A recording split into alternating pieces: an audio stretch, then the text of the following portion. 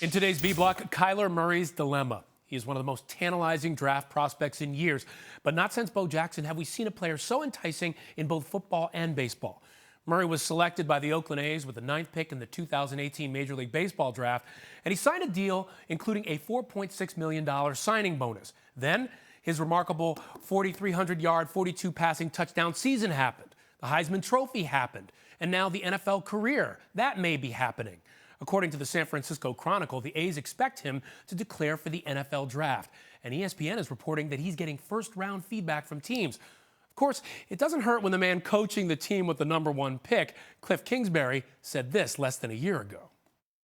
Kyler is a freak, and I've followed him since he was a sophomore in high school, and just think the world of him and what he can do on a football field. I don't have enough good things to say about him. He's phenomenal. I'd take him with the first pick of the draft if I could. I know he's signed up to play baseball, but he is a dominant football player, and I would take him with the first pick. So which is it, football or baseball for the two-way star? He's got until February 15th when the A's open spring training to make that call. Joining me now to discuss the baseball side of the decision on Kyler's call, MLB senior writer Keith Law. Now, Keith, when you talk about Kyler Murray, what do you see as his floor and his ceiling in baseball? Well, his floor is, frankly, someone who never makes the majors because he's played so little baseball to this point in his life. He's probably about 1,000 or so at-bats behind where a position player of his age would typically be. And he needs to be playing baseball full-time immediately to try to make up for that. There's a very good chance that he never does fully make up for it and stalls out somewhere in the high minors rather than establishing a major league career. His ceiling, on the other hand, given his speed, his athleticism, and what scouts, especially A's scouts, thought they saw from him last spring, is somebody who can play great defense in center field, get on base at a pretty good clip, and turn himself into at least an occasional, if not frequent, all-star. It's amazing considering they spent an eighth pick on him, given the fact that he's played so little baseball. So with this decision coming up, what do you think are some of the things he should be considering in making this decision? Well, obviously, money is going to be a huge factor here because your upfront money in the NFL is much higher than the upfront money that anyone, even the top overall pick, would receive in the Major League Baseball draft. Major League Baseball players tend to have longer careers, make more money essentially on the back end of the bargain. So that's one part of the calculus.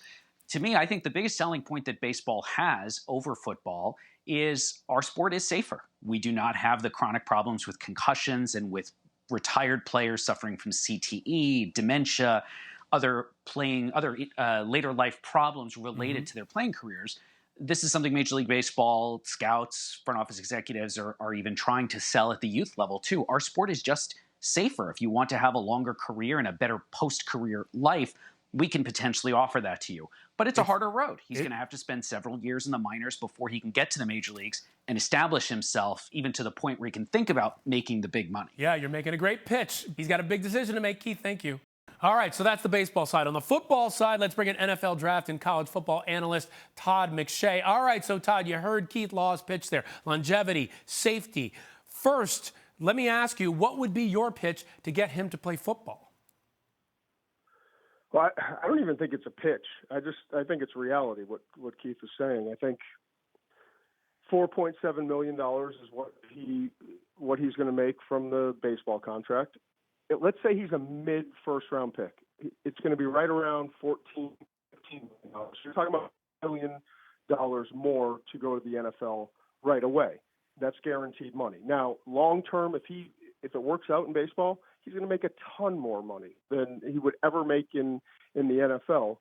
But, at that point, we're talking about tens of millions of dollars.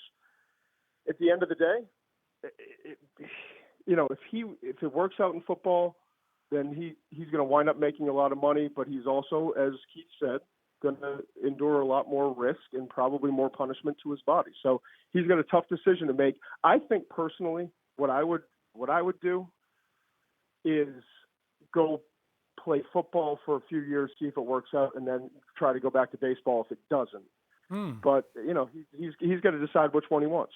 So let me ask you this, though. There's been talk about him possibly going as high as #1. Is that a realistic spot for him as you see it? I think he's a first-round pick. I don't know that he's the first overall pick. I think, you look at the Giants at 6, the Jaguars at 7. You've got the Denver sitting at 10, possibly. Maybe they start to move up. But I think Dwayne Haskins right now would be the first quarterback off the board, and then Kyler. But I do think he's a first-round pick, and a lot of people don't. Looking at him at 5'9" and change, I think the league is changing. The game is changing. We're looking at smaller quarterbacks who can make quick decisions, get the ball out, and just find, with spread offenses, find receivers open right away and get it out. It's different than the old days, Yeah, and let me ask you, he's got this February 13th deadline before he has to report for spring training, but how do you think the timing of the combine affects his choice? Will he have to prepare? Will he have to make that decision even sooner if he wants to be up on it for the draft? Yeah, I think he has to make a decision pretty much right away. If he's going to play football, he's got to let everyone in the NFL know that he's going to be all in. And if he's not all in, then someone may take him on day 3, but he's got to decide and commit to one or the other, in my opinion. It's not like being a center fielder and a wide receiver. It's very different. If you're a quarterback, you've got to be all in at that position, and that's it. And teams are going to want to know that right away. Yeah, and I'm sure he's got a tough decision trying to think it over and figure this all out.